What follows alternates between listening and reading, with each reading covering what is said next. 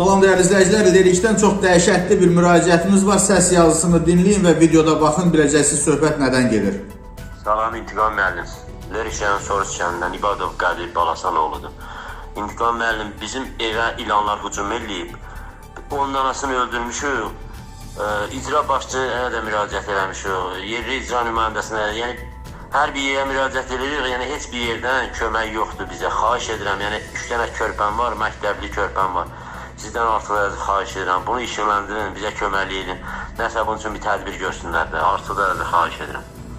Mən hesab edirəm ki, ümumiyyətlə bir an öncə bu məsələ ilə bağlı tədbir görülməlidir. Hansı qurum cavabdehdir bilmirəm. Vətəndaş əlindən gələni eləyir, görüntülərdə görürsünüz. Bir neçə ilanı özü öldürə bilib, amma sabah orada hansısa bir uşağı ilan sansa, qonşu evlər, digər evlər ya ərazi dezinfeksiya edilməlidir, hansısa bir mübarizə tədbirləri varsa onu görün.